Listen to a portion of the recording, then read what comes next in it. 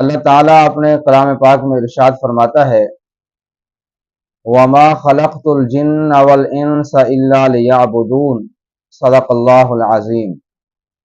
اور ہم نے جن اور انسان کو پیدا کیا صرف اپنی بندگی کے لیے۔